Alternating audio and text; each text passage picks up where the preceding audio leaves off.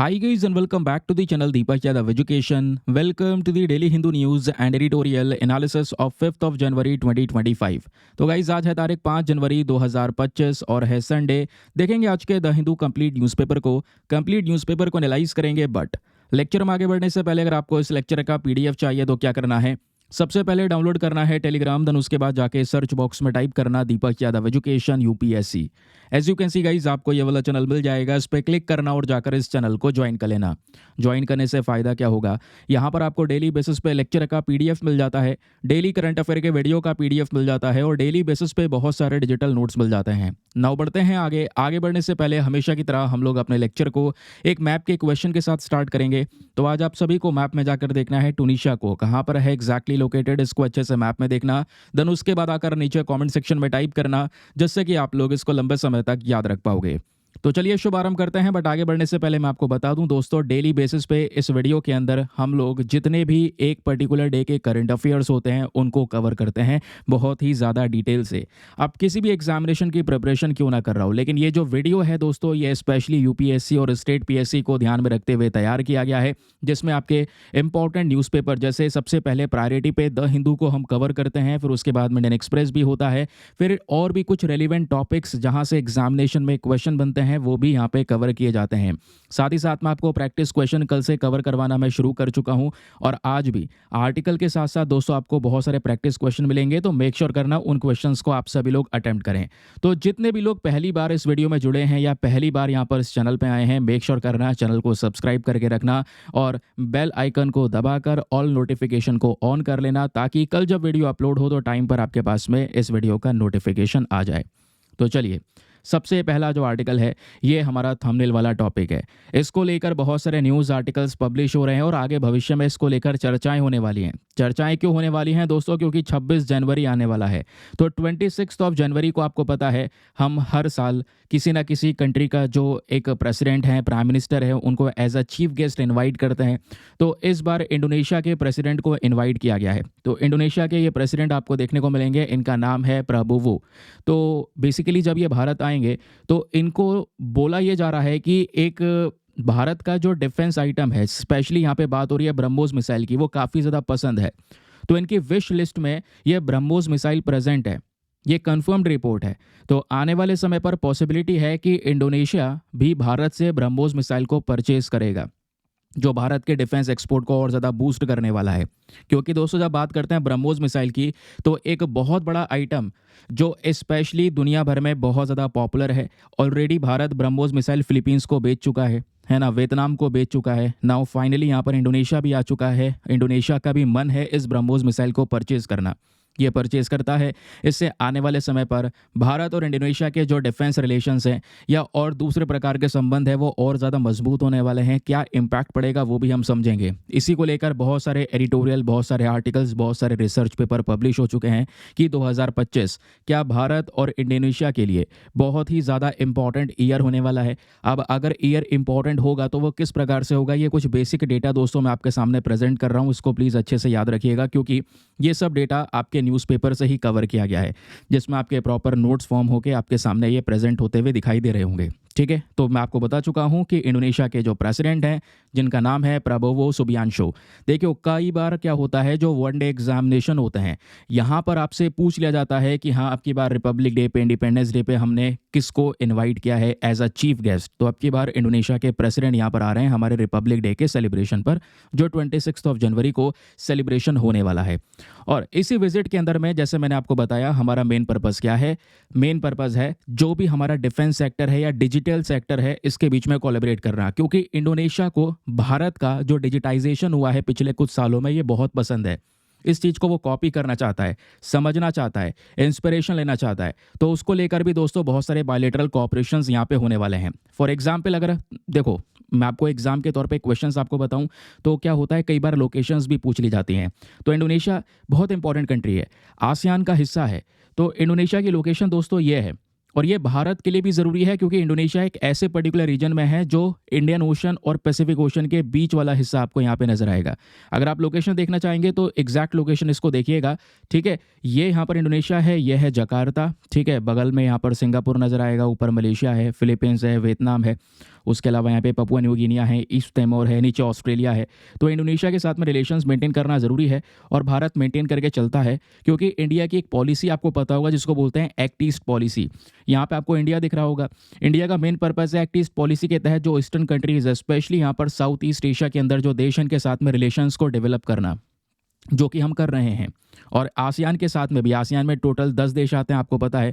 उनके साथ में भी जो हमारे रिलेशंस हैं वो मजबूत हुए हैं। पिछले कुछ समय पर ट्रेड को लेकर व्यापार भी बढ़े हैं, दूसरे फील्ड्स में भी व्यापार बढ़े हैं। अब ऐसे छोटे छोटे अलग अलग अग्रीमेंट्स होंगे, तो ये कहीं ना कहीं इस अग्रीमेंट की वजह से बाकी सारे छोटे छोटे जो देश हैं दोस्तों, वो भी आने वाले समय पर इंडिया से इन डिफेंस आइटम्स को परचेज कर सकते हैं, जो भारत के डिफेंस सेक्टर के लिए बहुत ही कह सकते हैं एक अच्छी बात रहने वाली है, ठीक है। तो ज़्यादा फोकस ब्रह्मोस मिसाइल के ऊपर ही किया गया है। अब ब्रह्मोस मिसाइल के बारे में थोड़ा सा मैं आपको बता दूं दोस्तों, ये एक जॉइंट वेंचर प्रोजेक्ट है। ऐसा नहीं है भारत ने ब्रह्मोस को खुद से डेवलप किया है, हमने रशिया की मदद से डेवलप किया है। इस वजह से इसका नाम भी ब्रह्मोस रखा गया है। ब्रह्मोस बेसिकली 2 वर्ड से मिलकर बना हुआ है, आपको पता होना चाहिए। पहला यहाँ पर है ब्रह्मपुत्रा, ब्रह्मपुत्रा जो भारत की मेजर रिवर है। उसके अलावा दूसरा यहाँ पे है मोस्कवा, मोस्कवा जो रशिया की नदी है। तो दोनों नदियों को मिला देते हैं, तो इनका नाम मिला के दोस्तों इस मिसाइल का नाम रखा गया, जिसका नाम ब्रह्मोस है। तो इस वजह से बोला जाता है जॉइंट वेंचर प्रोजेक्ट है। दुनिया का एक एडवांस सुपरसोनिक क्रूज मिसाइल आपको ये देखने को मिलेगा। आप इसको कहीं से भी लॉन्च कर सकते हैं, आप इसको ज़मीन से लॉन्च कर सकते हैं, समुद्र में जहाज़ से लॉन्च कर सकते हैं, या दूसरे और प्लेटफॉर्म से भी लॉन्च किया जा सकता है। ये इसकी ताकत है। और जिसके पास में भी ये मिसाइल होगा, सिंपल सी बात है, उसकी देश की जो यहाँ पर आर्मी नेवी है वो और ज़्यादा मजबूत हो जाएगी, ठीक है। तो यही चीज़ आज के समय पर इंडोनेशिया भी सोच रहा है। अब क्वेश्चन यहाँ पर यह है, इंडोनेशिया इसको क्यों लेना चाहता है? देखिए, इस मिसाइल का और इंडोनेशिया का हमारे लिए एक बड़ा स्ट्रेटेजिक इंपॉर्टेंस है। पिछले कुछ समय पर काफ़ी सारे देशों की मिसाइल्स पॉपुलर हैं, ठीक है। अब इंडोनेशिया चाहता तो दूसरे देश से मिसाइल लेता, बट यहाँ पर काफ़ी ज़्यादा वो एक्सपेंसिव हो सकती हैं। और दूसरी तरफ आप देखोगे कि इस पूरे साउथ ईस्ट एशिया रीजन में ऊपर जब आप साउथ चाइना सी की तरफ जाओगे तो चाइना उस पूरे साउथ चाइना सी को क्लेम करता है। वहाँ पर भी ढेरों डिस्प्यूट्स आते हैं। चाइना के साथ में रिलेशंस में कई सारे एस्पेक्ट ऐसे हैं जहाँ पर इंडोनेशिया के साथ में डिस्प्यूट्स बने हुए हैं। तो इंडोनेशिया चाहता है चीज़ों को यहाँ पर बैलेंस करना, ठीक है, अपना भी यहाँ पर दबदबा बनाना। तो जिस वजह से उसके पास में ब्रह्मोस मिसाइल होगा तो एक स्टेबिलिटी को यहाँ पे वो मेंटेन कर पाएगा, ठीक है। फिर उसके बाद में कुछ यहाँ पे बजट का इशू आने वाला है, क्योंकि ऑब्वियस सी बात है ब्रह्मोस मिसाइल भी कोई इतना सस्ता नहीं है, एक एक्सपेंसिव डिफेंस सिस्टम है। तो उसको परचेज करने के लिए बहुत सारा पैसों का रिक्वायरमेंट होगा। लेकिन आने वाले समय पर हम यहाँ पे दोस्तों मदद करने वाले हैं। भविष्य के हिसाब से ढेर सारे और भी प्रकार के नेगोशिएशंस किए जाएंगे, जो आने वाले समय पर भारत और साथ ही साथ में इंडोनेशिया के संबंध को मजबूत करता हुआ नजर आएगा, ठीक है। अब ब्रह्मोस मिसाइल को लेकर बातचीत होगी, जैसे ही डिस्कशन होंगे आपके सामने ढेरों और भी न्यूज़ आर्टिकल्स मिल जाएंगे। लेकिन प्रॉब्लम यह है कि अभी ना बहुत सारे और भी डिफेंस कोलैबोरेशंस न्यूज़ में है, वो भी आपने पढ़ना होगा, ठीक है। तो चीज़ें कंफ्यूज हो सकती हैं आपके दिमाग में याद रखने में, लेकिन इतना कन्फ्यूजन क्रिएट होना नहीं चाहिए। पहली चीज़ देखो, Su-30 फाइटर जेट्स की जब हम बात करते हैं तो इंडोनेशिया के पास में ये वाले फाइटर जेट हैं, भारत के पास में भी हैं। और भारत कहीं ना कहीं इन फाइटर जेट्स को मेंटेन करने में या इनको अपग्रेड करने में बहुत ज़्यादा एक्सपर्ट है। तो इंडोनेशिया यहाँ पर अपना इंटरेस्ट दिखा रहा है कि इंडिया से मदद मांगी जा सके, ठीक है। इंडिया यहाँ पर ये रशियन मेड फाइटर जेट्स को, जैसे मैंने बोला, मेंटेन करने में एक्सपर्ट है। तो यहाँ पर इंडोनेशिया के पास में जो ये फाइटर जेट्स हैं, हम इनका प्रॉपर तरीके से मेंटेन कर दें, इसका यहाँ पर अपग्रेडेशन करें, है ना। तो ये भी यहाँ पर इंडोनेशिया करंट समय पर चाहता है, जो आने वाले समय पर और ज़्यादा क्या करेगा, इंडो पैसिफिक रीजन के अंदर में जो स्टेबिलिटी है वो मेंटेन करने में मदद करेगा। अगर इंडोनेशिया को भारत की ज़रूरत होगी तो भारत खड़ा रहेगा इंडोनेशिया के साथ में, और अगर इंडिया को इंडोनेशिया की ज़रूरत होगी तो इंडोनेशिया साथ में खड़ा रहेगा। जब हम लोग बात करते हैं इंडो पैसिफिक रीजन की, और इंडो पैसिफिक रीजन आप समझ गए ना, ये आपका इंडियन ओशन हो गया, इधर पैसिफिक रीजन हो गया, ठीक है। क्योंकि यहाँ पर पिछले कुछ समय पर जो चाइना है वो एक बहुत बड़ा इशू बना हुआ है, जैसा हम देख पा रहे हैं, ठीक। चलिए आगे आते हैं। फिर उसके बाद में दोस्तों ये जो कोलैबोरेशन होने वाले हैं, इसमें एक और एक्सपेक्टेशन ये है कि इंडोनेशिया टेक्नोलॉजी ट्रांसफ़र भी चाहता है, जॉइंट मिलिट्री एक्सरसाइज भी करना चाहता है, ठीक है। जैसे कि यहाँ पर भारत और इंडोनेशिया में बहुत सारे अभ्यास होते हैं। अच्छा, मुझे आप बताओगे कौन कौन से एक्सरसाइजेज हैं, मिलिट्री एक्सरसाइजेज जो इंडिया और इंडोनेशिया के बीच में होता है? ज़रा नीचे कमेंट सेक्शन में बताइए। तो इसको और ज़्यादा एक्सपैंड किया जाएगा, जिससे जो संबंध है डिफेंस के पर्सपेक्टिव से वो बढ़ेंगे। फिर जैसे मैंने बोला कि सबसे बड़ी बात आजकल क्या हो रही है, डिजिटल इनिशिएटिव्स को लेकर हो रही है। इंडोनेशिया ने ये देखा कि पिछले कुछ समय पर भारत स्पेशली डिजिटल इंडिया के कैटेगरी में तेज़ी से इवॉल्व हुआ है। इंडिया में जो ई गवर्नेंस है या डिजिटल पेमेंट्स हो गई या पब्लिक सर्विस डिलीवरी हो गई, ये बहुत ज़्यादा एक्सपैंड हुई है। बहुत कंट्रीज़ इंस्पायर हैं इस पर्टिकुलर सिस्टम से। तो इस चीज़ को यहाँ पर समझना चाहता है। ऐसे पैटर्न को यहाँ पर इंडोनेशिया भी कॉपी करना चाहता है। ठीक है।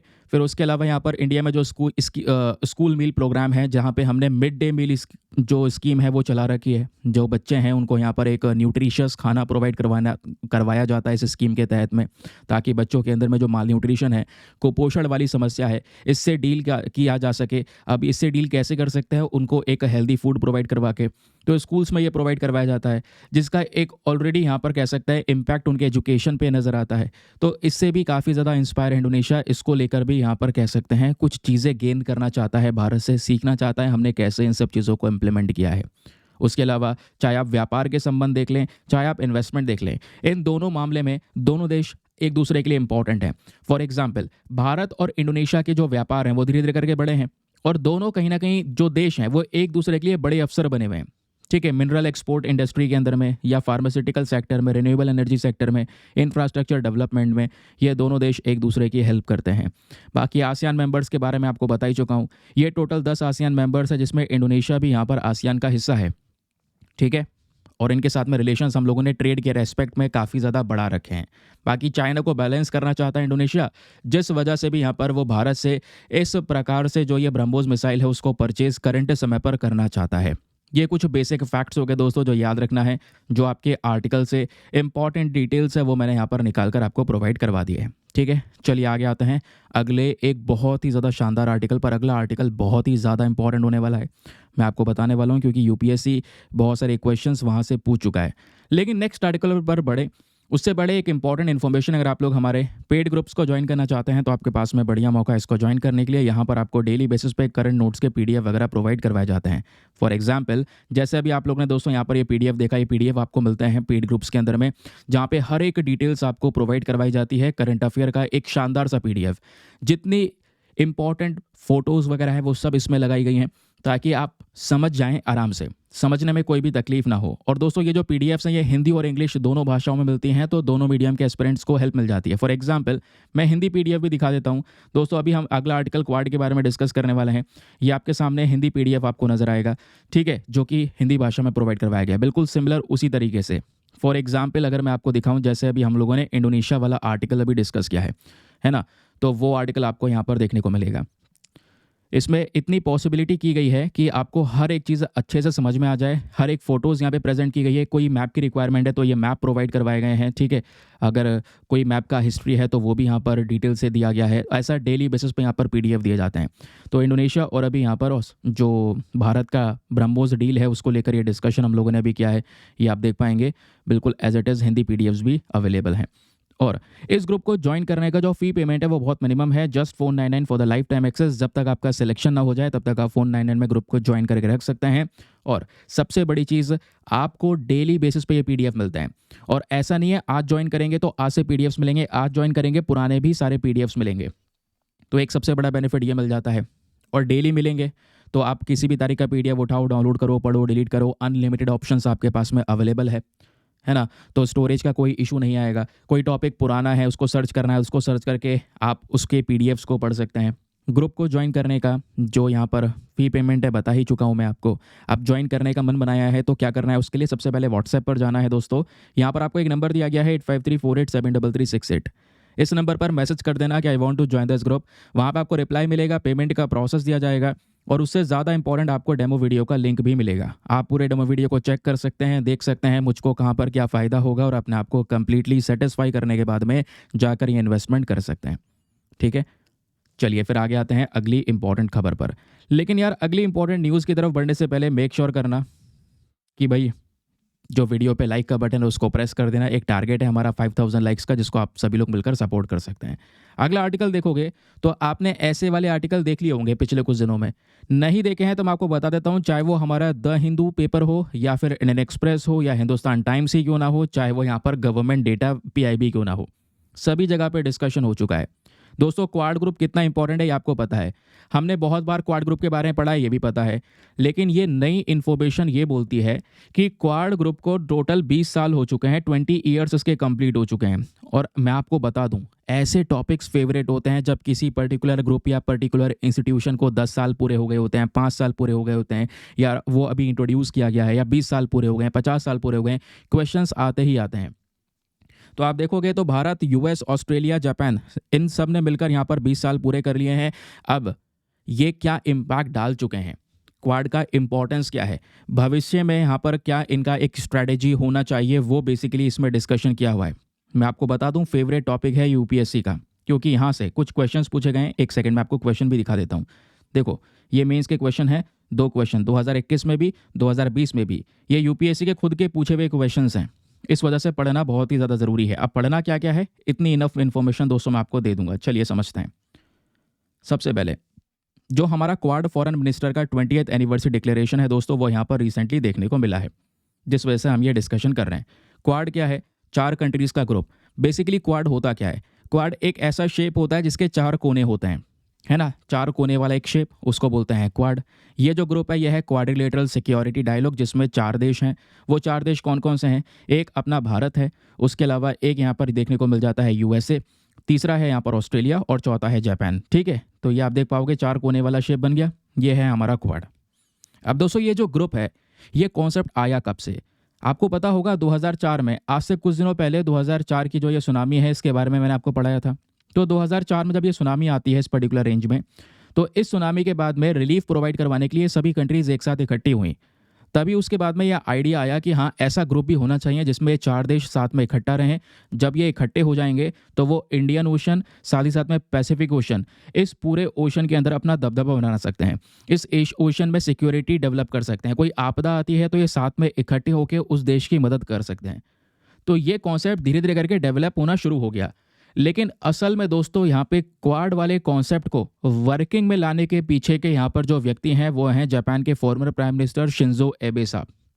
ये वो व्यक्ति आपको देखने को मिलेंगे, शिंजो एबे, है ना। आपको पता होगा 2022 में इनका असेसिनेशन हो गया था। तो प्राइम मिनिस्टर शिंजो एबे ने 2007 में ये पर्टिकुलर कॉन्सेप्ट को ये दुनिया के सामने प्रेजेंट किया कि हाँ अब आएगा क्वाड।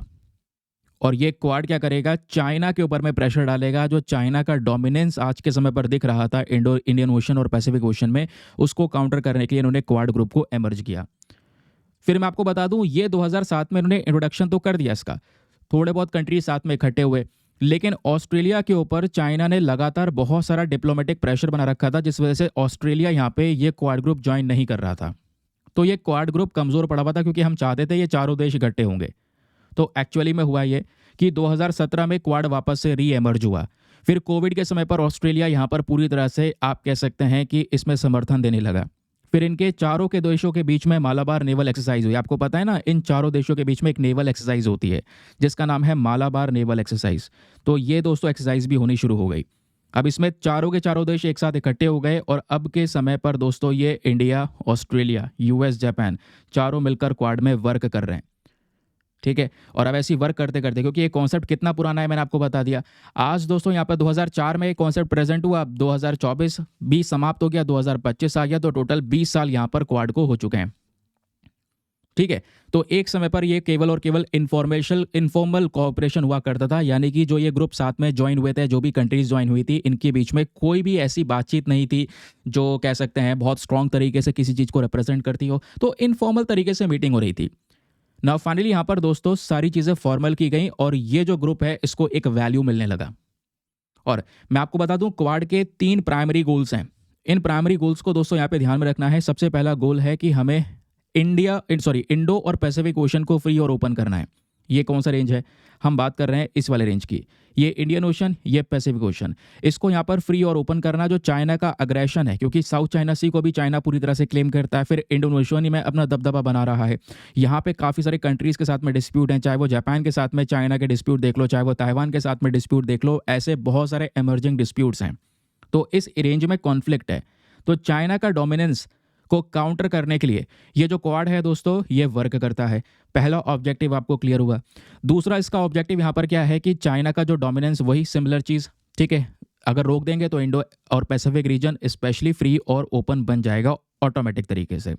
फिर उसके बाद में इस पूरे रीजन में लॉज को इम्प्लीमेंट करना, मैरीटाइम लॉज को इंट्रोड्यूस करना, ये सब करने के लिए आखिरकार क्वाड ने किया क्या? पिछले कुछ सालों में कुछ स्टेप्स उठाए भी हैं या केवल और केवल ये ग्रुप ऐसे ही काम करता हुआ चला है? देखिए दोस्तों, यहाँ पर 4 इंपॉर्टेंट इनिशिएटिव्स हैं जो यहाँ पर इस क्वाड ग्रुप की साइड से उठाए गए हैं। वो चारों इनिशिएटिव के बारे में थोड़ा थोड़ा तो पता होना चाहिए। पहला इनिशिएटिव है IPMDA। इसका फुल फॉर्म है Indo Pacific partnership for maritime domain awareness. ये जो पर्टिकुलर इनिशिएटिव है, इसका मेन फोकस क्या है? जो इलीगल फिशिंग होती है, अवैध तरीके से जो यहाँ पर मछलियाँ पकड़ी जाती हैं, इसको रोकना। ठीक है, क्योंकि इलीगल फिशिंग की वजह से भी काफ़ी सारे रीजन में या मैरीटाइम एनवायरनमेंट में नुकसान पहुंचता है। तो इस इंडियन ओशन और पैसिफिक ओशन में इलीगल फिशिंग होती थी, इसको रोका गया यहाँ पर इन चारों देशों के माध्यम से इस इनिशिएटिव के थ्रू। फिर दूसरा इनिशिएटिव इन्होंने उठाया मैत्री, जिसका पर्पस है maritime initiative for training in Indo Pacific region, जहाँ पे ये चारों कंट्रीज फोकस करती हैं कि इस समुद्र के अंदर में जितने भी लॉज हैं उसको अच्छी तरीके से एनफोर्स किया जाए, इम्प्लीमेंट किया जाए। फिर तीसरा इनिशिएटिव इन्होंने चलाया क्वाड कैंसर मॉनशूट। अब दोस्तों यहाँ पर ध्यान में रखना, ये जो मूनशॉट वाला प्रोग्राम है, ये एक हेल्थ इनिशिएटिव है। इसका मेन पर्पस है इंडो पैसिफिक रीजन में जितने भी देश आते हैं, इन देशों के अंदर में जो सर्वाइकल कैंसर की एक सबसे बड़ी समस्या है, इस सर्वाइकल कैंसर को डील करना। इसके लिए चारों देश इकट्ठे हुए। फिर उसके बाद में जो चौथा इंपॉर्टेंट इनिशिएटिव रहा वो है ओपन RAN। ये एक टेक्नोलॉजिकल इनिशिएटिव है। यहाँ पे मेन पर्पस है 5G नेटवर्क्स को इस पर्टिकुलर रेंज में प्रोवाइड करवाना और चाइना वाले 5G नेटवर्क को अवॉइड करना, क्योंकि चाइना का जो टेक इन्फ्लुएंस है वो सब देशों में बढ़ रहा था, स्पेशली हुआवी की साइड से। तो यहाँ पर चाइना को लोग ना प्रेफर करके इन चारों देशों की मदद से 5G नेटवर्क्स को गेन करें, ये हमारा मेन पर्पस था। तो इस तरीके से चाइना को बिल्कुल साइड किया जा रहा था इंडो पैसिफिक रीजन के अंदर में, ये क्वाड ग्रुप के थ्रू। तो ये दोस्तों यहाँ पे काफ़ी सारे इनिशिएटिव्स हो गए जो पिछले कुछ समय पर उठाए गए हैं। ना क्वेश्चन यहाँ पर यह आता है, आपसे एग्जाम में पूछ लिया जाएगा कि बताइए क्वाड ग्रुप का जो सिग्निफिकेंस है, जो महत्व है, जो इम्पोर्टेंस है भारत के लिए, वो क्या है, पहले ये बताइए। तो सबसे पहला महत्व दोस्तों यहाँ पर वो है मैरीटाइम सिक्योरिटी, है ना। क्योंकि ये चारों देश साथ में इकट्ठी हैं तो इंडियन ओशन में एक दबदबा बना हुआ है। तो यहाँ पे जो भी पायरेसी वगैरह होती है, समुद्री लुटेरे हैं, इन सब चीज़ों से यहाँ पर डील किया जाता है ना। इनको डील करने के लिए चारों देश साथ में इकट्ठा हैं। उसके लिए वे जो चाइना का जो स्ट्रिंग ऑफ पर्ल स्ट्रैटेजी है, इसको जवाब देना मेन पर्पस है। ये वाला फोटो देखो, ये एक अमेजिंग फोटो है दोस्तों जो आपको काफ़ी सारी क्लैरिटी देगा। यहाँ पर जितने भी ऑरेंज कलर के डॉट्स आपको यहाँ पे नज़र आ रहे हैं वो है इंडिया का प्रेजेंस, और जितने भी पर्पल कलर के डॉट्स आपको नज़र आ रहे हैं वो है चाइनीज़ प्रेजेंस। तो चाइना ने भी यहाँ पर काफ़ी सारी जगह पर दबदबा बना रखा है, जहाँ पे वो भारत को चारों तरफ से घेरने की कोशिश करता है। जब वो चारों तरफ से घेरने की कोशिश करता है तो इसी को बोलते हैं चाइना की स्ट्रिंग ऑफ पर्ल स्ट्रैटेजी। तो इस तरीके से आप देख पाएंगे पाकिस्तान में चाइना ने ग्वादर पोर्ट बनाया। ग्वादर पोर्ट बनाने के बाद में यहाँ पर आप देख पाएंगे जिबूटी के अंदर में ये पोर्ट जो है ये चाइना के पास में प्रेजेंट है। उसके अलावा श्रीलंका के अंदर हम्बनतोता पोर्ट इन्होंने 99 साल के लिए लीज पर ले लिया। फिर उसके बाद में म्यांमार के अंदर में आपको ये कायुकप्यू पोर्ट देखने को मिलेगा, ये चाइना के पास में। तो अगर चाइना इस तरीके से ऐसे रेंज में प्रेजेंट होगा तो वो भारत को इंडियन ओशन रीजन में घेर रहा है, ठीक है। तो इंडिया क्वाड ग्रुप के साथ में मिलकर यहाँ पे वर्क करता है कि भाई ऐसा ना होने दिया जाए कि चाइना का डोमिनेंस यहाँ पे बढ़ने दिया जाए, और इस वजह से इंडिया सेपरेटली भी काम करता है। तो भारत ने भी यहाँ पे जवाब देना शुरू कर दिया। अगर चाइना ग्वादर पोर्ट बनाता है तो इंडिया ने चाबार पोर्ट बना लिया। ओमान के अंदर में दकुम पोर्ट, यहाँ पर भारत को ओमान ने ये पोर्ट का एक्सेस दिया। उसके अलावा दोस्तों मिनिकॉय आइलैंड पे आपको इंडिया का प्रेजेंस देखने को मिल जाता है। फिर म्यांमार में भी हमने सितवे पोर्ट पर अपना जो प्रेजेंस है वो बनाया। तो हम भी चाहते हैं चाइना को काउंटर किया जाए। कोई हरकत चाइना दिखाएगा तो हम भी रेडी हैं दोस्तों यहाँ पर उसको सॉल्व करने के लिए। फिर पीछे हमने जापान के साथ में रिलेशंस डेवलप कर लिए हैं, तो हम भी इस तरीके से क्या कर पाएंगे, चाइना को घेर पाएंगे। और ये सब कैसे हो पाएगा, क्वाड की इसमें अगर हेल्प मिल जाएगी तो चीज़ें और बेटर तरीके से हो जाएंगी, जो करंट समय पर भारत कर रहा है, ठीक है। तो ये यहाँ पे क्वाड का इंपॉर्टेंस है। क्लियर हो गया। इसके बहुत सारे इकोनॉमिकल बेनिफिट्स भी हैं, इसमें हमने बहुत सारे कोलैबोरेशन भी करे हैं। आज हम इन क्वाड के चारों कंट्रीज़ के साथ मिलकर रिसर्च के ऊपर, AI के ऊपर में, एग्रीकल्चर सेक्टर के ऊपर में भी यहाँ पर काम करते हैं, ठीक है। तो ये है दोस्तों यहाँ पे क्वाड का इंपॉर्टेंस। फिर यही क्वाड दुनिया भर के लिए भी इंपॉर्टेंट है, क्योंकि करंट समय पर अगर आप देखोगे जो साउथ चाइना सी वाला रीजन है, मैं आपको एक बार ये वाला मैप दिखा देता हूँ। साउथ चाइना सी क्या है, ये वाला समुद्र के हिस्से की बात कर रहे हैं हम, ठीक है, क्योंकि ये चाइना के साउथ में है। तो इस वाले पर्टिकुलर समुद्र को, पूरे समुद्र को चाइना क्लेम करता है, कहता है ये पूरा हिस्सा मेरा है, जबकि इसमें छोटे छोटे आइलैंड्स भी प्रेजेंट है। और इस समुद्र में जो आइलैंड्स प्रेजेंट है वो आसपास के देशों के हैं, कुछ फिलीपींस के, कुछ वियतनाम के हैं। ठीक है, उनको भी ये क्लेम करने लगता है। चाइना बोलता है कि हम एक लाइन ड्रॉ कर रहे हैं जिसको बोलता है वो 9 डैश लाइन। ये आप देख पाओगे 1 2 3 4 5 6 7 8 9, ये 9 लाइन यहाँ पर इन्होंने ड्रॉ कर दी है अगर आप इस तरीके से देखोगे। और उन्होंने बोला साउथ चाइना सी के अंदर जितना भी ये हिस्सा आएगा इसमें जो भी आइलैंड्स होंगे वो सब चाइना के हैं। ऐसी हरकतें यहाँ पर हैं। तो उस चीज़ को भी मेंटेन करने के लिए या जो आसपास की कंट्रीज़ हैं इनको सपोर्ट करने के लिए क्वाड ग्रुप दोस्तों करंट समय पर प्रेजेंट है। और केवल जियोपॉलिटिक्स के पर्सपेक्टिव से नहीं, चाहे वो क्लाइमेट चेंज की बात हो, पब्लिक हेल्थ की बात हो, इसमें भी क्वाड ग्रुप काम करता है। पब्लिक हेल्थ मैंने आपको बताया भी, सर्वाइकल कैंसर को लेकर भी इन्होंने उसके अगेंस्ट में एक इनिशिएटिव या एक प्रोग्राम शुरू कर रखा है। लेकिन एक बात और है, अब दोस्तों एग्जाम में आपसे सवाल बन सकता है, क्योंकि हर चीज़ अच्छी है, इंपॉर्टेंस है, ये सब आपको पता है, लेकिन मान लो क्वेश्चन बन जाए कि बताइए क्वाड जो ग्रुप है इसमें क्या कोई चैलेंजेस हैं, क्या कोई परेशानियां हैं। तो चैलेंजेस भी दोस्तों इसके अंदर में प्रेजेंट होते हैं। जैसे सबसे पहला चैलेंज क्या है, वो है lack of formal structure. Quad के अंदर कोई भी परमानेंट डिसीजन मेकिंग बॉडी नहीं है। आज यहाँ पे दोस्तों कई बार जब क्वाड की मीटिंग होने वाली होती है तो उसको इतना ज़्यादा सीरियस भी नहीं लिया जाता। तो ये एक प्रॉब्लम है। जब आपने ग्रुप डेवलप किया हुआ है तो उसको सीरियसली लेना ज़रूरी है, उसमें एक डिसीजन मेकिंग बॉडी होनी चाहिए। और कई बार दोस्तों यहाँ पर अगर आप देखोगे तो इंडिया का जो इंटरेस्ट है वो अलग है, यूएस और जापान का इंटरेस्ट है, तो अलग अलग इंटरेस्ट की वजह से भी यहाँ पर क्वाड ग्रुप में कुछ समस्याएं इकट्ठी होनी शुरू हो जाती हैं। फिर चाइना ने अपना belt and road initiative project लगातार एक्सपैंड किया है पैसिफिक आइलैंड के अंदर में, ये भी क्वाड के लिए बहुत बड़ा प्रॉब्लम क्रिएट करता है। फिर बात आती है रिसोर्स कंस्ट्रेंट की। अब ऑब्वियस सी बात है, इतना बड़ा ग्रुप आपने डेवलप तो कर लिया है और आप कह रहे हैं कि हाँ अब किसी को लोन की ज़रूरत होगी या किसी को हेल्प की ज़रूरत होगी इंडियन और पैसिफिक ओशन रेंज में, तो वो चाइना के पास ना जाकर इनके पास में जाए, और आपने फंड इकट्ठा नहीं किया है उन सबको देने के लिए, तो यहाँ पर भी एक बड़ी समस्या आती है, वो भी फंडिंग की समस्या। फिर आप ऐसे ही क्वाड की तरह डुप्लीकेट ग्रुप इकट्ठा कर रहे हैं। आपने ऑकस नाम का ग्रुप इकट्ठा कर दिया है जिसका नाम है ऑस्ट्रेलिया, यूके, यूएस, है ना। इन तीनों कंट्रीज़ ने एक ग्रुप बना लिया जहाँ पे ये कह रहे हैं ऑस्ट्रेलिया को हम न्यूक्लियर वाली सबमरीन प्रोवाइड करवाएंगे। तो आप ऐसे डुप्लीकेट वाले ग्रुप्स भी इकट्ठे करते चले जा रहे हैं क्वाड के ही तरह। तो भाई यहाँ पर ऐसे ग्रुप्स अगर बहुत ज़्यादा बढ़ जाएंगे तो क्वाड की वैल्यू ऑलरेडी यहाँ पर कम होती नजर आएगी और कोई स्पेसिफिक पर्पस पे जब आप फोकस कर रहे थे वो यहाँ पर नहीं हो पाएगा। तो लास्ट में एक वे फॉरवर्ड दिया गया है कि अगर आज भी क्वाड की इफेक्टिवनेस को हमें बढ़ाना है, इंक्रीज करना है, क्वाड की वैल्यू को इंक्रीज करना है, तो सबसे पहले हमें ये करना होगा इंस्टीट्यूशनलाइज, यानी जो डिसीजन मेकिंग प्रोसेस है वो बनाना होगा। एक बॉडी होनी चाहिए इन चारों देशों के बीच में जो बड़े डिसीजंस लेने का काम कर सके और उस डिसीजन को ये चारों देश फॉलो कर सकें, कोऑर्डिनेशन में काम कर सके। अगर कोऑर्डिनेशन ही नहीं होगा तो वो ग्रुप बेकार है। एक देश कह रहा है कि हम ये करेंगे, दूसरा देश कह रहा है नहीं ऐसा नहीं, ऐसा होना चाहिए। जब कोऑर्डिनेशन नहीं है तो वो ग्रुप कैसे इफेक्टिवली काम करेगा।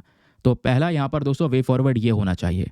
दूसरा क्या है, जो रीजनल टाइज है उसको इंप्रूव करना पड़ेगा। फॉर एग्जांपल जैसे आसियान देशों की बात होती है, साउथ ईस्ट एशिया के अंदर में है, इंडो पैसिफिक के बीच में ये सभी देश प्रेजेंट है, उनके साथ में रिलेशंस मेंटेन करना ज़रूरी है। वहाँ पे चाइना का प्रेजेंस हमें नहीं बढ़ाना है, ठीक है। फिर एक सबसे बड़ा काम ये कर सकते हैं, क्वाड की मेंबरशिप बढ़ा दो, ठीक है। इसमें ज़्यादा से ज़्यादा मेंबर्स अगर इंक्लूड हो जाएंगे तो और ज़्यादा बेटर रहेगा। और ज़्यादा से ज़्यादा मेंबर्स में आप साउथ कोरिया, न्यूजीलैंड, वियतनाम, इन सब को इंट्रोड्यूस कर सकते हैं जो बड़े बड़े देश हैं।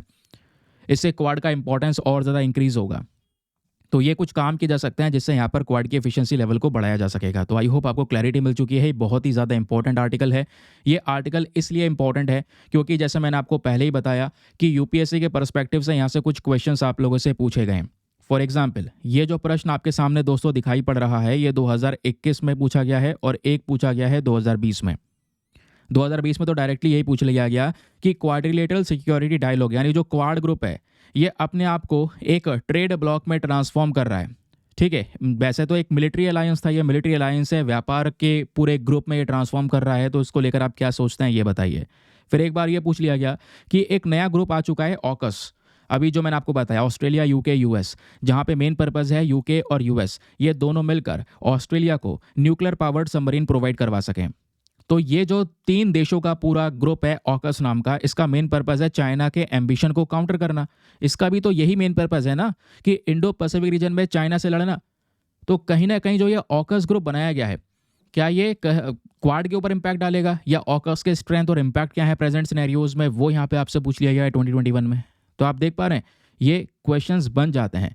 अब मैं आप लोगों को एक क्वेश्चन दे रहा हूँ, प्रैक्टिस क्वेश्चन। मैं चाहता हूँ और देखना चाहता हूँ स्पेशली आपने कितने अच्छे से इन चीज़ों को सुना है, कितने अच्छे से आपको यहाँ पर ये याद है। छोटा सा क्वेश्चन है, इसका आंसर मैं आपको तुरंत बता दूंगा, लेकिन आपका काम है वीडियो पॉज करके इस क्वेश्चन को पढ़ना और इसका उत्तर देना। चलिए सवाल क्या है पहले मैं बता देता हूँ। अभी हम लोगों ने क्वाड के 4 इंपॉर्टेंट इनिशिएटिव्स के बारे में पढ़े थे जो रिसेंटली उठाए गए हैं। उसमें से एक इनिशिएटिव था क्वाड का, वो था IPMDA। इसका पर्पज़ है, सॉरी इसका मतलब है Indo Pacific partnership for maritime domain awareness. तो ये जो इनिशिएटिव क्वाड ने लॉन्च किया, इस इनिशिएटिव का प्राइमरी ऑब्जेक्टिव क्या है, इसका मेन ऑब्जेक्टिव क्या है, ये आप लोगों को बताना है।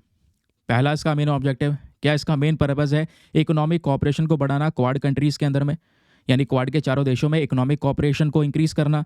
या दूसरा ऑप्शन बोलता है जो इलीगल फिशिंग है उसको यहाँ पे काउंटर करना और इंडो पैसिफिक में मैरीटाइम सिक्योरिटी को इम्प्रूव करना। फिर थर्ड ऑप्शन बोलता है कि भाई इसमें free and open trade routes को प्रमोट करना इंडो पैसिफिक रीजन के अंदर में। या चौथा मेन पर्पज़ है जो डिजिटल इंफ्रास्ट्रक्चर है क्वाड कंट्रीज़ का उसको यहाँ पे प्रोटेक्ट करना। तो बताइए चारों में से कौन सा मेन प्राइमरी ऑब्जेक्टिव है IPMDA का। मैंने बहुत डिटेल से आपको पढ़ाया था अभी, है ना, सबसे पहला इनिशिएटिव यही पढ़ाया था। तो देखते हैं किस किस को याद है। आंसर मैं आपको बताऊंगा नहीं, तो आंसर हम लोगों ने कर दिया है ऊपर। चलिए आप बताना इसका क्वेश्चन का आंसर। अगली इंपॉर्टेंट खबर, आपने ऐसे बहुत सारे न्यूज़ आर्टिकल पढ़ लिए होंगे, मुझसे कमेंट करके भी काफ़ी लोग मेंशन कर रहे थे सर ग्राउंड वाटर कंटेमिनेशन को लेकर कुछ रिपोर्ट आई है, आपने अभी तक एक्सप्लेन नहीं की है। देखिए वो रिपोर्ट जो पहली वाली आई थी वो अधूरी थी, कुछ इन्फॉर्मेशन थी उसमें, कुछ इन्फॉर्मेशन नहीं थी। फिर सेकेंड रिपोर्ट आती है ना, जिसमें बहुत सारा डिटेल से जो डेटा है वो प्रेजेंट किया गया है। तो हम लोगों ने दोनों को कंबाइन करके एक प्रॉपर डेटा इकट्ठा कर लिया है जो एग्जाम में तो हेल्प करेगा, लेकिन साथ साथ में आपको हॉलिस्टिक और एक एक्यूरेट इन्फॉर्मेशन मिल पाएगी। ठीक है, तो दोस्तों पढ़ते हैं इस रिपोर्ट को। सबसे पहले बहुत काम का आर्टिकल है क्योंकि यहाँ से भी क्वेश्चन बन चुका है, और ध्यान से सुनिएगा क्योंकि एक प्रैक्टिस क्वेश्चन इसके बाद भी मैं आपको दूंगा। यहाँ पे बात हो रही है ग्राउंड वाटर कंटेमिनेशन के बारे में। ग्राउंड वाटर जो दोस्तों यहाँ पर हमारी ज़मीन के नीचे जो पानी प्रेजेंट है, कई बार आप रिपोर्ट देख पाते होंगे कि हम ये ज़मीन के नीचे से बहुत सारा पानी निकाल रहे हैं, एक्सट्रैक्ट कर रहे हैं खेतों की सिंचाई के लिए या दूसरे और वेरियस पर्पस के लिए। तो जब हम यहाँ पर वो पानी बहुत ज़्यादा निकाल लेते हैं तो ग्राउंड वाटर कम हो रहा होता है, जिसको बोलते हैं ग्राउंड वाटर डिप्लीशन। ये तो एक बड़ी समस्या है जो हमारा देश फेस कर रहा है। लेकिन दूसरी जो बड़ी प्रॉब्लम है दोस्तों वह है ग्राउंड वाटर कंटेमिनेशन। जो यहाँ पर ये ज़मीन के नीचे पानी प्रेजेंट है ये पोल्यूट हो रहा है पिछले कुछ समय पर, इसमें बहुत सारा प्रदूषण बढ़ता चले जा रहा है और सबसे ज़्यादा नाइट्रेट कंटेमिनेशन यहाँ पर इंक्रीज़ हुआ है। जो नाइट्रेट होता है जिसका आप फर्टिलाइज़र में इस्तेमाल करते हैं, है ना, जब खेती की जाती है तो उसमें हम लोग क्या करते हैं, खाद वगैरह इस्तेमाल करते हैं, उसमें यहाँ पे नाइट्रेट का यूज़ किया जाता है। वही यहाँ पर कह सकते हैं कि फिर वहाँ से बहता हुआ या पानी के थ्रू हमारे ग्राउंड वाटर तक पहुँचता है, तो ग्राउंड वाटर को यहाँ पे दूषित कर रहा होता है। तो ग्राउंड वाटर में नाइट्रेट जो है ना, इसकी मात्रा बढ़ चुकी है, और नाइट्रेट की मात्रा बढ़ने की वजह से जो बच्चे हैं, छोटे छोटे बच्चे हैं, उनको बहुत सारे हेल्थ क्राइसिस को फेस करना पड़ रहा है अगर ये नाइट्रेट उनके बॉडी में चले जाता है तो, क्योंकि बहुत सारी जगह पर इसी ग्राउंड वाटर को कंज्यूम किया जाता है। तो ये ग्राउंड वाटर अगर दूषित हो जाएगा, गंदा हो जाएगा, तो इससे बहुत सारी सीरियस हेल्थ, एनवायरमेंटल और सोशो इकोनॉमिक क्राइसिस हमको देखने को मिल सकेंगे, और इसकी वजह से हमें एक अर्जेंट एक्शन की रिक्वायरमेंट है। और वो अर्जेंट एक्शन क्या हो सकता है इसको मैं आपको पढ़ाने वाला हूँ। ठीक है, ध्यान से सुनिएगा। जो अभी पहले यहाँ पर CGWB की रिपोर्ट आई है। CGWB क्या है, यह है सेंट्रल ग्राउंड वाटर बोर्ड, है ना, हमारी केंद्र सरकार का ग्राउंड वाटर कह सकते हैं। ये जो पर्टिकुलर सेक्टर है इसको रेगुलेट करने के लिए यहाँ पर ये बोर्ड बनाया गया है। यही यहाँ पर इस रिपोर्ट को लेकर आता है, और अलग से आपको सेंट्रल ग्राउंड वाटर बोर्ड के बारे में पढ़ना भी ज़रूरी है, वो मैं आपको इस आर्टिकल के बिल्कुल अंत में पढ़ाऊँगा। सबसे पहले ये जो रिपोर्ट है ये क्या बोलती है, पहले ये सुनिएगा। पहला इनका कहना है, अगर आप 2023 और 2017 को कंपैरिजन करेंगे, 2023 में देखेंगे तो लगभग 440 डिस्ट्रिक्ट ऐसे हैं हमारे देश के अंदर में जहां पे जो ज़मीन के नीचे पानी है उसमें नाइट्रेट लेवल बढ़ चुका है, जबकि 2017 में ऐसे केवल 359 डिस्ट्रिक्ट हुआ करते थे। यानी 2017 से 2023 के बीच में जो स्थिति है नाइट्रेट लेवल की ग्राउंड वाटर में इंक्रीज होने की, वो और बदतर हुई है। नाइट्रेट लेवल कम होने के बजाय और बढ़ गया है। फिर यही रिपोर्ट बोलती है कि 56% डिस्ट्रिक्ट ऐसे हैं दोस्तों जहां पे नाइट्रेट का लेवल सेफ लिमिट को क्रॉस कर चुका है। देखिए इसी रिपोर्ट का कहना है कि पानी के अंदर नाइट्रेट प्रेजेंट होता है, ठीक है, आपको ज़रूरी है, लेकिन नाइट्रेट की एक लिमिट होती है, और वो क्या है, 45 mg पर लीटर। अगर आपके 1 लीटर वाटर में 45 mg है, नाइट्रेट है, तो यहाँ तक तो ठीक है, ये एक पर्टिकुलर लिमिट है, वैसे से कम ही होना चाहिए। अगर इससे ज़्यादा एक्सपैंड हो जाएगा, 50 55-60 mg पर लीटर भी अगर हो जाएगा तो दोस्तों यहाँ पर फिर नाइट्रेट का लेवल उस पानी में इंक्रीज हो गया, जो आपके हेल्थ के लिए सही नहीं है। और सिचुएशन क्या है कि 56% डिस्ट्रिक्ट ऐसे हैं जहां पे नाइट्रेट कंसंट्रेशन इस सेफ लिमिट को क्रॉस कर चुका है, 45 mg पर लीटर से ज़्यादा जा चुका है। तो ये प्रॉब्लम है नहीं है, बिल्कुल है। इस थोड़े से स्टैट को ध्यान में रखिएगा, ये स्टैट थोड़े काम के हैं। जैसे क्या लिमिट होती है ना, डायरेक्टली आपसे प्रीलिम्स में क्वेश्चन बन जाते हैं। क्वेश्चन फ्रेम कर करके मैं दूंगा ताकि आपको ज़्यादा अलग से मेहनत करनी ना पड़े, आपका टाइम बचे, आप दूसरी चीज़ों पर फोकस करें। दूसरा यहाँ पे इस रिपोर्ट का हाईलाइट है वो है रीजनल हॉटस्पॉट। इस रिपोर्ट ने ये बोला भारत में वो कौन कौन से राज्य हैं जहाँ पे नाइट्रेट कंटेमिनेशन सबसे ज़्यादा है। तो दोस्तों उसमें पहला आता है यहाँ पे राजस्थान। याद रख लिएगा, राजस्थान नंबर 1 पर है, 49% वो ग्राउंड वाटर कंटेमिनेट हो चुका है। फिर दूसरा है कर्नाटका, तीसरा है तमिलनाडु। यहाँ पे नाइट्रेट का लेवल ज़्यादा है। और अभी इन तीनों राज्यों के अलावा कुछ और राज्य हैं जिसमें चिंताएं बढ़ रही हैं धीरे धीरे करके, उसमें भी नाइट्रेट लेवल इंक्रीज होता हुआ नजर आया है पिछले कुछ सालों में। वो है आपका महाराष्ट्र, तेलंगाना, आंध्र प्रदेश एंड मध्य प्रदेश। ठीक है, फिर यहीं पे बात आती है दोस्तों मानसून इन्फ्लुएंस की। जो ये नाइट्रेट कंटेमिनेशन है ये मानसून के समय पर ज़्यादा नजर आया। बारिश हुई, बारिश से पानी बहा, ठीक है, खेतों से बहता हुआ, या नाइट्रेट को यहाँ पर ये कह सकते हैं बहता हुआ ले गया, पानी के अंदर में ये मिला, ग्राउंड वाटर तक पहुँचा। ऐसी बहुत सारी चीज़ें यहाँ पर देखने को मिल जाती हैं। और केवल यहाँ पे दोस्तों फोकस नाइट्रेट के ऊपर नहीं है, नाइट्रेट के अलावा इसमें दूसरे और ग्राउंड वाटर कंटेमिनेशन भी प्रेजेंट है। सबसे पहले फ्लोराइड। यहाँ पर फ्लोराइड को नज़रअंदाज नहीं कर सकते। फ्लोराइड भी एक बड़ी समस्या बना हुआ है बहुत सारे राज्यों में, और यहाँ पर भी राजस्थान टॉप पर है, नाइट्रेट में भी और फ्लोराइड में भी। तो फ्लोराइड में भी राजस्थान है, देन उसके बाद में हरियाणा है, देन कर्नाटका, आंध्र प्रदेश एंड तेलंगाना, ये कुछ पर्टिकुलर स्टेट्स हैं। फिर उसके बाद दोस्तों आती है बात यूरेनियम की। अब यूरेनियम एक रेडियो एक्टिव मटीरियल है, आपको पता है। अगर यूरेनियम आपके बॉडी में पहुंच जाता है, इसका कॉन्डक्शन बहुत ज़्यादा होता है, इससे कैंसर जैसी प्रॉब्लम्स होती हैं। अब यूरेनियम का कॉन्टेमिनेशन भी ग्राउंड वाटर में बड़ा है, लेकिन कौन कौन से राज्य में, अगेन यहाँ पर भी दोस्तों राजस्थान टॉप पर है। हर सेक्शन में पानी में ग्राउंड वाटर कंटेमिनेशन में राजस्थान टॉप पर है। फिर उसके बाद यहाँ पे पंजाब, हरियाणा, गुजरात, तमिलनाडु, आंध्र प्रदेश और कर्नाटका आपको नजर आएगा। ठीक है, तो ये एक मैंने कह सकते हैं कि जो मैप है वो भी लगा दिया है, जिसमें आपको देखने को मिलेगा कि जो यूरेनियम है ग्राउंड वाटर में स्पेशली वो कौन कौन से राज्यों में सबसे ज़्यादा है। तो राजस्थान में आप देख पाएंगे बहुत ज़्यादा है, पंजाब में बहुत ज़्यादा है ना। तो ग्राउंड वाटर में यूरेनियम नहीं होना चाहिए था, बट ये भी प्रेजेंट है, यानी कि जो पानी है वो बहुत ज़्यादा दूषित हो चुका है।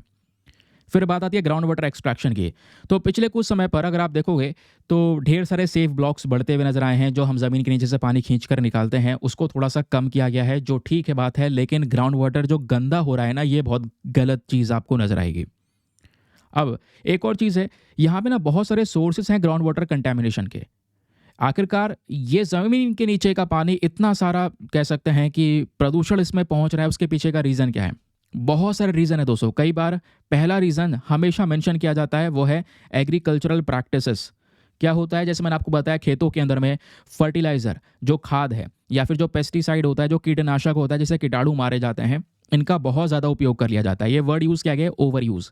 इनके ओवर यूज़ होने की वजह से इसमें जो नाइट्रेट, फॉस्फेट, ये सब चीज़ें प्रेजेंट हैं वो यहाँ पर बहना शुरू हो जाता है ना। और वो कह सकते हैं नीचे जो ग्राउंड वाटर है वहाँ तक पहुँचता है। फिर कई बार क्या होता है, इरिगेशन जो सिंचाई है बहुत ज़्यादा कर देते हैं, है ना। तो सिंचाई बहुत ज़्यादा करने की वजह से पानी ज़मीन से बहुत ज़्यादा निकाल लिया जाता है, एक्सट्रैक्ट कर लिया जाता है, ये भी ग्राउंड वाटर की समस्या को बढ़ाता है। तो ग्राउंड वाटर कंटेमिनेशन के कुछ सोर्सेज हैं। तो पहला तो एग्रीकल्चर का रन ऑफ आपको देखने को मिलेगा।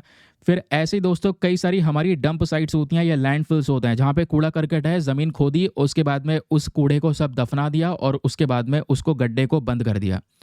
तो इससे यहाँ पर क्या हुआ, ग्राउंड के अंदर जो ये आपने सारा कूड़ा करकट डाल दिया है, इससे भी बहुत सारे केमिकल्स रिलीज होते हैं जो ग्राउंड वाटर तक पहुँचते हैं, है ना। फिर ऐसे ही दोस्तों यहाँ पर कई बार सेप्टिक टैंक्स वगैरह होते हैं जो आप डेवलप करते हैं, बनाते हैं ग्राउंड में नीचे की साइड में, है ना। वो भी कई बार फेल मार जाते हैं, ये भी हमको देखने को मिलता है। ऐसे वेरियस रीजंस आपको नजर आएंगे जिससे ग्राउंड वाटर जो कंटेमिनेशन है वो इंक्रीज होता है। लेकिन प्रॉब्लम यहाँ पर यह है, इस कंटेमिनेशन के बढ़ने की वजह से यहाँ पे बहुत सारी समस्याएं नजर आती हैं। सबसे पहली समस्या यहाँ पर है वो है हेल्थ रिस्क। होता यह है कि जब भी नाइट्रेट का लेवल बढ़ेगा तो इससे जो इन्फेंट्स हैं, जो छोटे छोटे बच्चे हैं दोस्तों, उनमें एक प्रॉब्लम होती है जिसको बोलते हैं मेथोमोग्लोबिनेमिया। ठीक है, अब ये प्रॉब्लम क्या है, इसको कई बार यहाँ पे आपने ये वर्ड आप देखा होगा पिछले कुछ दिनों में न्यूज़ में था, होता है blue baby syndrome. Blue baby syndrome में क्या होता है, जब यही गंदा पानी आप किसी छोटे बच्चे को पिलाएंगे तो उसके बॉडी के अंदर में नाइट्रेट बढ़ जाएगा, है ना, ब्लड कम रहेगा। जिसकी वजह से उसका जो स्किन है वो नीला पड़ने लगता है। बोन्स जो हैं दोस्तों उसका शेप खराब होने लगता है, किडनी डैमेज हो जाती है, कैंसर हो सकता है, हेल्थ रिस्क बहुत ज़्यादा बढ़ जाता है। ये फ्लोराइड की वजह से हो सकता है या हैवी दूसरे मेटल्स जो पानी में प्रेजेंट है उसकी वजह से हो सकता है। और जो स्किन नीली पड़ती है वो नाइट्रेट की वजह से पड़ती है। तो ये बच्चे प्रॉब्लम फेस करते हैं और आपने देखा होगा रिपोर्ट्स आ रही हैं ब्लू बेबी सिंड्रोम को लेकर। ठीक है, तो पहला इंपैक्ट तो ये पड़ गया ग्राउंड वाटर कंटेमिनेशन का। दूसरा इंपैक्ट क्या पड़ गया फूड प्रोडक्शन के ऊपर में। आप उसी पानी को निकाल रहे हैं, उससे आप खेतों की सिंचाई कर रहे हैं और वो जो पानी आपने ज़मीन से निकाला है उसी में ही ये सब कंटेमिनेशन आपको देखने को मिलेगा। तो ये गंदा पानी आपने चला दिया खेतों के अंदर में, इससे दोस्तों फूड सेफ्टी के ऊपर में एक इम्पैक्ट पड़ेगा। फिर एक और इम्पैक्ट आता है वो है एनवायरमेंटल डिग्रेडेशन का। जो ये नाइट्रेट पोल्यूशन आपको नजर आएगा इससे हमारा इकोसिस्टम बहुत ही ज़्यादा डिसरप्ट होता हुआ नजर आता है। एनवायरमेंट के ऊपर नुकसान पहुंचता है ना। अब यही नाइट्रेट है ये समुद्र तक भी पहुंचता है, इससे एक्वाटिक और प्लांट्स लाइफ बर्बाद होती हैं। उसके अलावा जैसे मैंने आपको बोला जो मिट्टी है, मिट्टी के अंदर में खारापन बढ़ जाता है। अगर मिट्टी के अंदर खारापन बढ़ जाएगा तो इससे क्या होगा, वो इतनी उपजाऊ नहीं रहेगी, ज़्यादा प्रोडक्शन नहीं हो पाएगा। फिर एक और समस्या यहाँ पर यह है कि अगर हमें ये कंटेमिनेटेड वाटर, ये दूषित पानी को साफ करना है तो इसमें पैसा बहुत ज़्यादा लगता है। अब आपको इसके लिए ट्रीटमेंट प्लांट्स लगाने पड़ेंगे और प्लांट्स लगाने के लिए पैसा चाहिए। अब वो पैसे की वजह से अगर वो पैसा खर्च जाएगा तो इसका बर्डन सरकार पे पड़ेगा, म्यूनिसिपैलिटीज़ पे पड़ेगा। तो ये भी समस्याएं हैं, ये सारे इम्प्लीकेशंस हैं कि अगर ऐसा हुआ तो इससे क्या क्या हो सकता है। तो क्वेश्चन यह है कि आपने सर ये बताया ये दिक्कत बहुत पहले से है, 2017, 2016, इवन 2004 के भी डेटा हमारे पास में प्रेजेंट है। तो क्या अभी तक हमने कोई भी ऐसा स्टेप नहीं उठाया जहाँ पे हम ग्राउंड वाटर को प्रोटेक्ट करने की बात कर रहे हो? देखिए ऐसे बहुत सारे मेजर्स लिए गए हैं। थोड़ा बहुत यहाँ पे ध्यान में रखिएगा, कई बार मेजर्स के बारे में मेंस में क्वेश्चन पूछ ले जाते हैं। ठीक है, तो मेजर्स में सबसे पहला है गवर्नमेंट प्रोग्राम, जिसमें आपका जल शक्ति अभियान देखने को मिलेगा। National aquifer mapping management programme है जिसका मेन पर्पस है पानी की प्रोटेक्शन करना। अटल भूजल योजना, वेरी वेरी इंपॉर्टेंट। अटल भूजल योजना को लेकर यूपीएससी ऑलरेडी सवाल पूछ चुका है कि भाई इसका मेन पर्पस क्या है। तो अटल भूजल योजना का मेन पर्पस है ग्राउंड वाटर का प्रॉपर तरीके से मैनेजमेंट करना। फिर उसी प्रकार से दोस्तों यहाँ पर आप एक और समस्या देख पाएंगे, पोल्यूशन कंट्रोल करने के लिए हमने अलग अलग बोर्ड्स बना रखे हैं।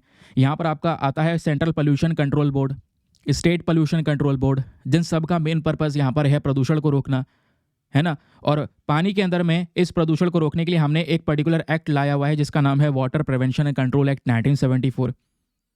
इस पानी के अंदर में साफ करने के लिए ट्रीटमेंट प्लांट्स को इंट्रोड्यूस करने के लिए काफ़ी सारी जगह पर पैसा खर्च किया गया है। फिर हम बात करते हैं पब्लिक अवेयरनेस के बारे में। बहुत सारे कैंपेन हो गए, कैच द रेन करके कैंपेन हो गया, स्वच्छ भारत मिशन हो गया, ये चलाए गए हैं जहाँ पे हम ग्राउंड वाटर रिसोर्सेज को प्रोटेक्शन देने की बात कर रहे होते हैं। ऐसे इनिशिएटिव्स उठाए गए हैं, तो इनिशिएटिव्स पूछ जाएंगे तो आपको ये कुछ पता होना चाहिए, बेसिक सी बातें। फिर लास्ट में इसका सोल्यूशन क्या हो सकता है, मैं आपको फटाफट ये सोल्यूशन बता देता हूँ। सबसे पहला सोल्यूशन यहाँ पर यह है कि आपको फर्टिलाइजर के यूज़ को रेगुलेट करना होगा।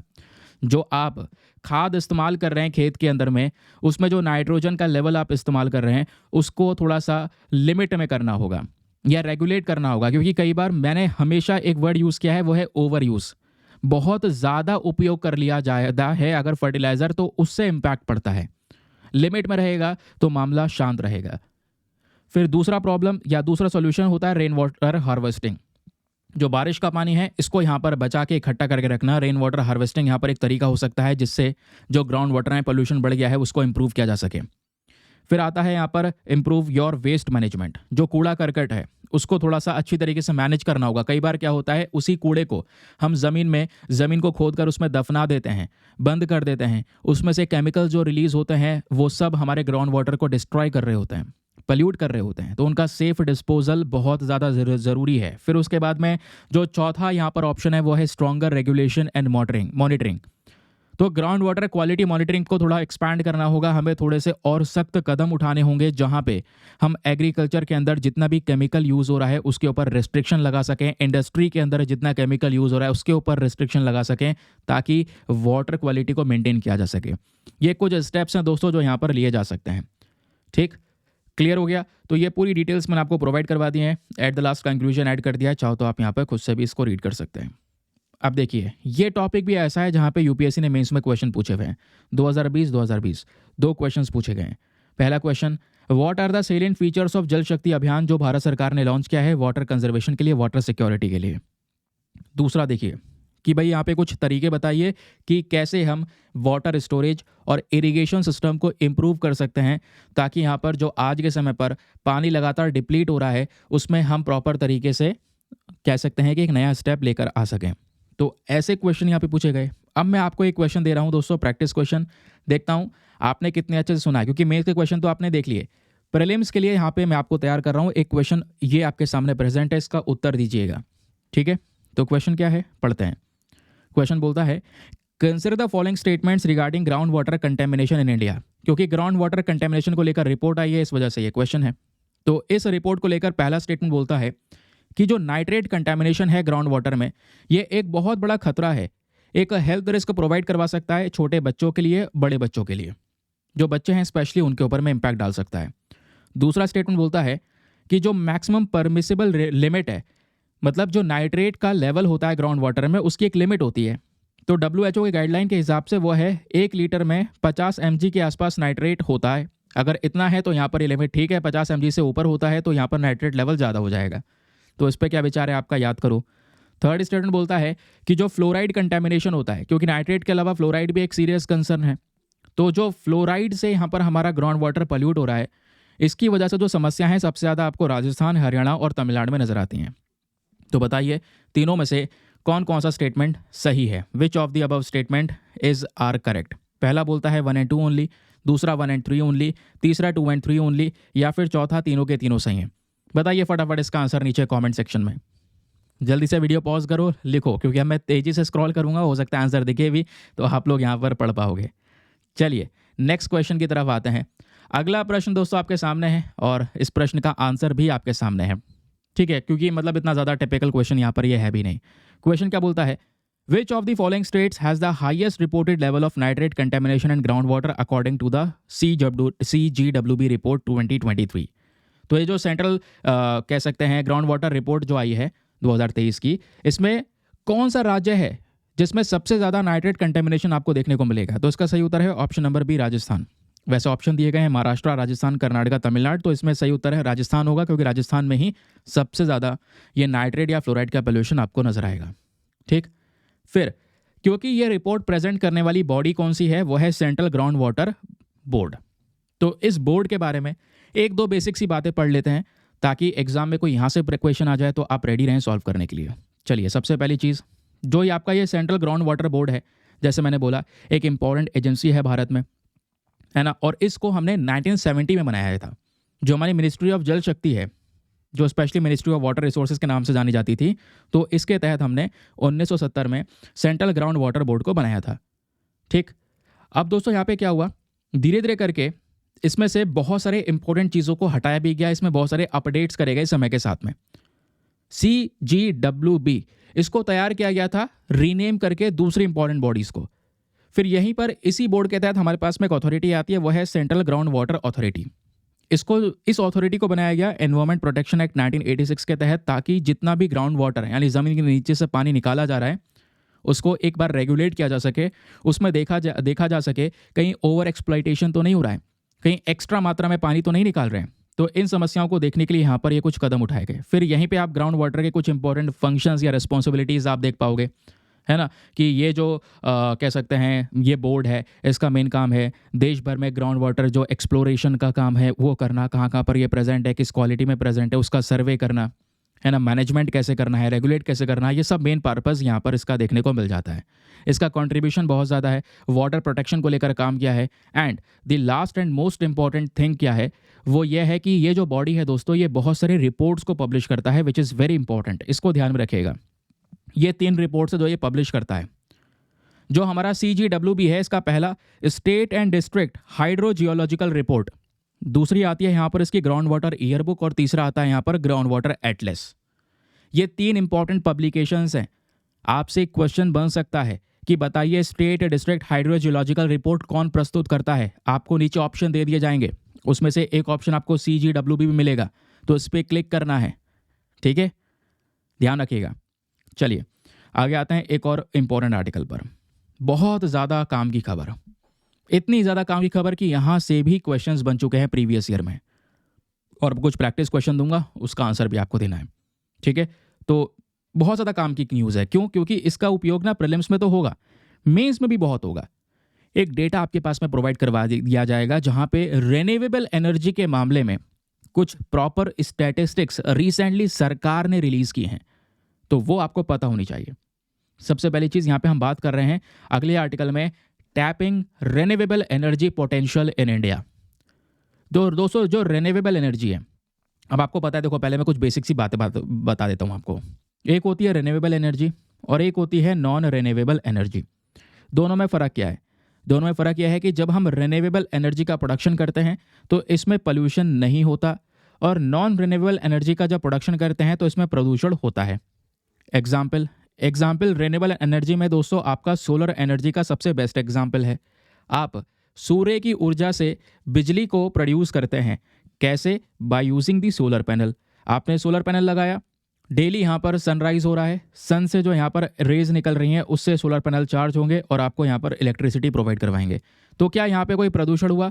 जी नहीं, यहाँ पे कोई प्रदूषण नहीं हुआ। लेकिन नॉन रिन्यूएबल एनर्जी में क्या हो रहा है? पोल्यूशन होता है। फॉर एग्जाम्पल, अब आप देख पाएंगे आपके थर्मल प्लांट्स जहाँ पे कोयले का इस्तेमाल होता है, कोयले को जलाकर दोस्तों हम इलेक्ट्रिसिटी को प्रोड्यूस करते हैं, लेकिन कोयले को जब जलाते हैं तो कोयले में कार्बन प्रेजेंट है और वो कार्बन रिलीज होता है जो कि कार्बन एमिशन करता है, यानी कि प्रदूषण होता है। तो बिजली तो यहाँ से भी मिल रही है, लेकिन ये नॉन रिन्यूएबल एनर्जी मानी जाती है। और दुनिया भर की जो कंट्रीज़ है वो ऑलरेडी क्लाइमेट चेंज से एक बड़ी प्रॉब्लम से गुजर रही हैं, क्योंकि क्लाइमेट चेंज यानी लगातार टेम्परेचर का बढ़ना, जिससे और भी दुनिया को अनेक समस्या मिलना। अब ये क्लाइमेट चेंज के पीछे का कारण भी दोस्तों आपका कार्बन एमिशन ही होता है, ये प्रदूषण होता है। तो हमारा मेन पर्पज़ यही है कि नॉन रिन्यूएबल एनर्जी पे फोकस ना करके हम रिन्यूएबल एनर्जी पे ज़्यादा फोकस करें, क्योंकि इससे प्रदूषण नहीं होगा तो क्लाइमेट चेंज जैसी समस्या यहाँ पे दुनिया के सामने कम हो जाएगी। और ये केवल इंडिया ही अकेला फोकस नहीं कर रहा है, दुनिया भर के हर एक देश आज यहाँ पर अपनी रिन्यूएबल एनर्जी को ज़्यादा प्रोड्यूस करने के ऊपर में जोर दे रही हैं। तो भारत कहाँ तक पहुँच चुका है रिन्यूएबल एनर्जी के मामले में, ज़रा इसको जान लेते हैं। डेटा बोलता है कि एज ऑफ नवंबर 2024, अभी तो हम जनवरी 2025 में हैं, तो इससे पिछला महीना दिसंबर 2024 का और उससे पिछला महीना नवंबर 2024 का, तो नवंबर 2024 तक भारत के अंदर टोटल स्थिति है जो हमारे पास में इंस्टॉल्ड रिन्यूएबल एनर्जी की कैपेसिटी है, वो कैपेसिटी दोस्तों है 158.55 गीगावाट तक की। इतनी एनर्जी जो भारत में जनरेट की जा रही है वो यहाँ पर रिन्यूएबल एनर्जी से जनरेट की जा रही है। अब रिन्यूएबल एनर्जी में किस किस चीज़ का कंट्रीब्यूशन है, क्योंकि यहाँ पर 158.55 गीगावाट की एनर्जी हम जनरेट कर रहे हैं। आज इतनी ताकत इंडिया के पास में आ चुकी है रिन्यूएबल एनर्जी के मामले में।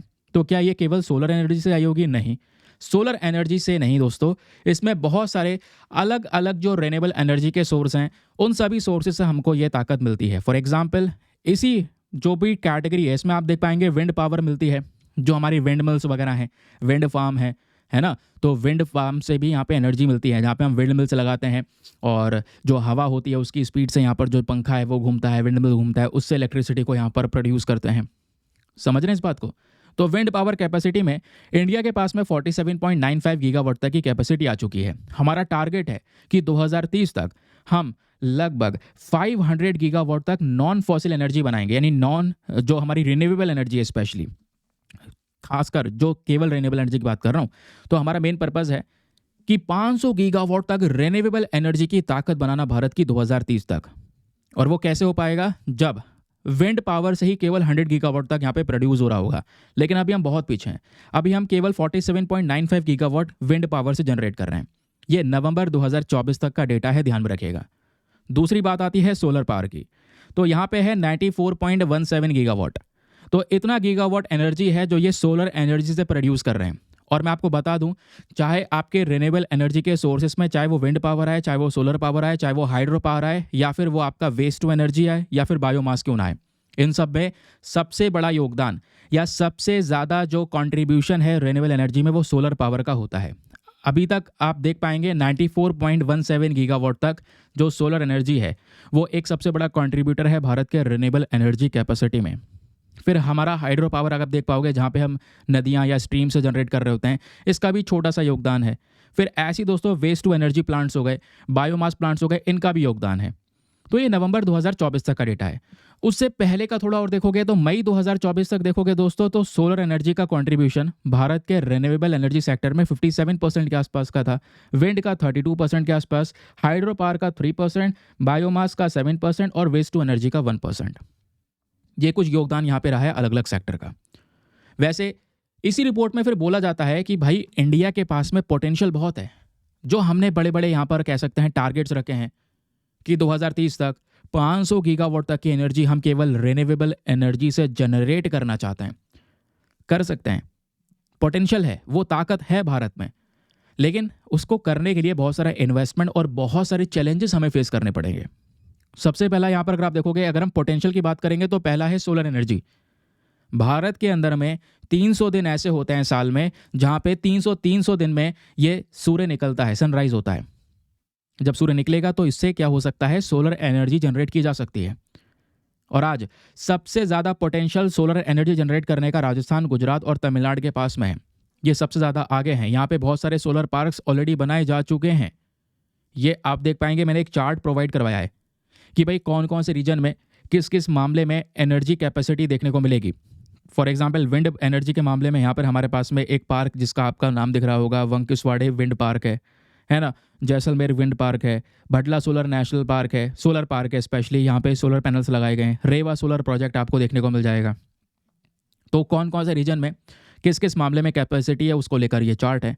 तो सोलर एनर्जी में सबसे ज़्यादा ताकत भारत में राजस्थान, गुजरात में, तमिलनाडु के पास में है। विंड एनर्जी के मामले में तमिलनाडु, गुजरात, महाराष्ट्र, आंध्र प्रदेश, कर्नाटका के पास में। फिर अभी दोस्तों बहुत सारे ऑफशोर विंड प्रोजेक्ट्स भी बन रहे हैं, यानी समुद्र, क्योंकि चाहे आप आंध्र प्रदेश की बात कर लें, है ना, तमिलनाडु की बात कर रहे हैं, गुजरात की बात कर रहे हैं, समुद्र के साथ में एक्सेस है। तो समुद्र के साथ में जब एक्सेस होता है दोस्तों, तो यहाँ पर क्या है, आप समुद्र पर भी इस तरीके के विंड मिल्स लगा सकते हैं, है ना, जो आपके ऑफशोर विंड प्रोजेक्ट्स होते हैं। फिर यहीं पे हाइड्रो पावर पोटेंशियल भी इंडिया के पास में है, जियो थर्मल पोटेंशियल भारत के पास में है ना, ये सब देखने को मिलेगा। जियो थर्मल पोटेंशियल में जब बात करते हैं, जो हमारी धरती है, जो हमारी पृथ्वी है, उसके नीचे जो हीट प्रेजेंट है उससे एनर्जी जनरेट करना। तो ऐसे दोस्तों रीजन्स लद्दाख, हिमाचल प्रदेश, झारखंड में प्रेजेंट है। ओशन एनर्जी से हम जो टाइड्स होती हैं, वेव्स होती है, समुद्र की लहरें होती हैं, उसके अंदर भी पोटेंशियल होता है। तो वहाँ पर भी यहाँ पे हमारे पास में एक कह सकते हैं क्राइटेरिया हो सकता है ये रिन्यूएबल एनर्जी को प्रोड्यूस करना।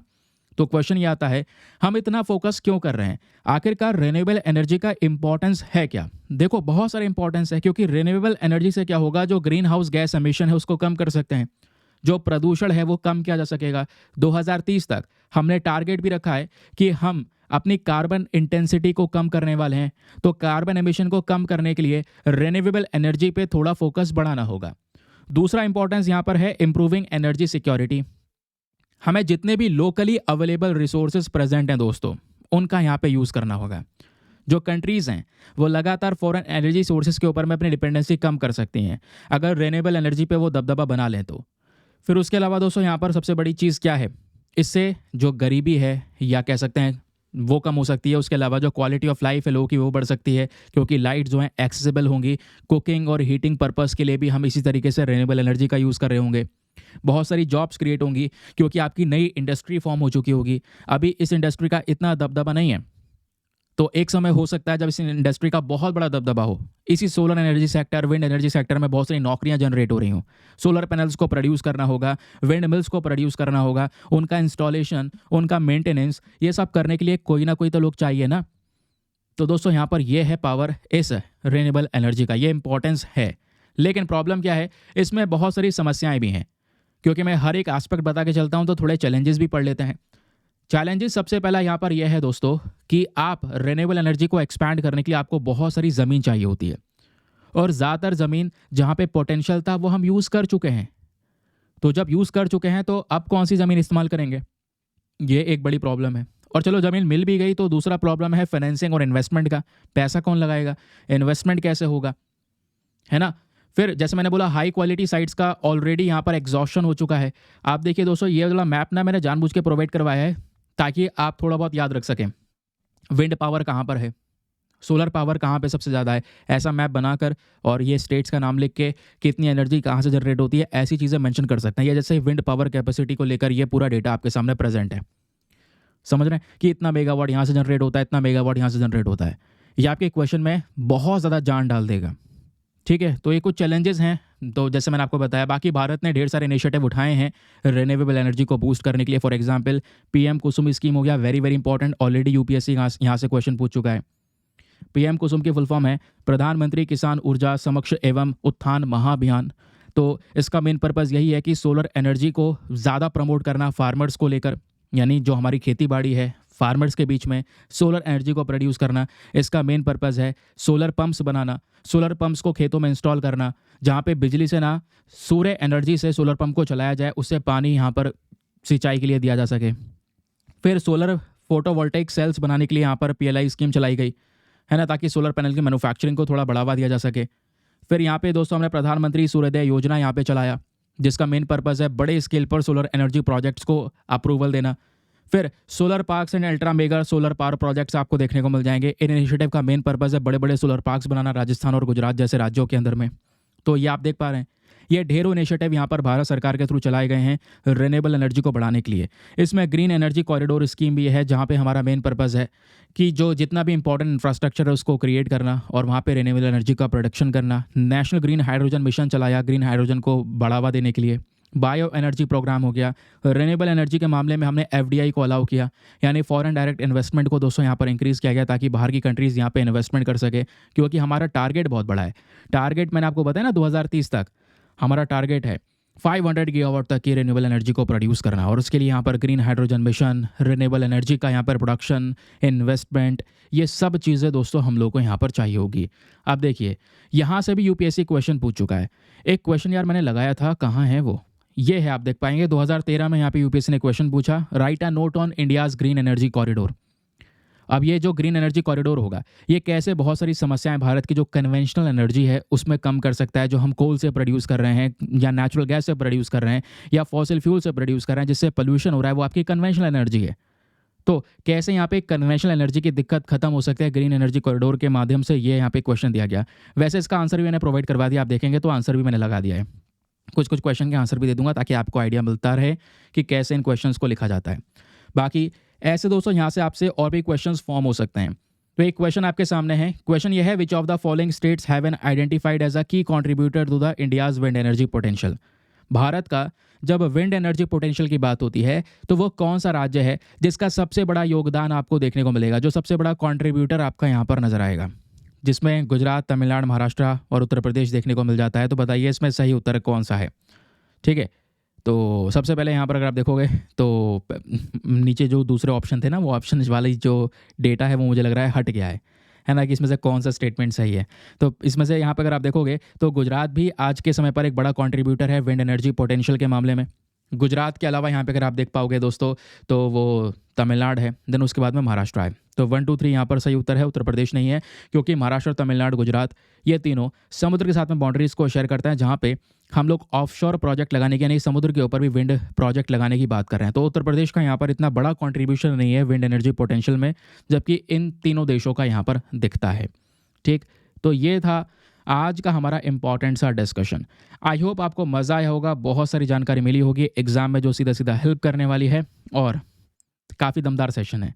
ऐसे ही सेशंस डेली मिलते हैं, और कैसा लगा सेशन नीचे कमेंट सेक्शन में मेंशन कर सकते हैं। कुछ क्वेश्चन मैंने आपको दिए थे जिसके आंसर नहीं बताए हैं, उसका आंसर आपको देना है, जिसके आंसर बता दिए हैं वो तो आपको पता ही है। ठीक है, चलिए मिलते हैं आप लोगों से नेक्स्ट वीडियो में। आज के लिए bye bye, have a nice day, thank you and जय हिंद।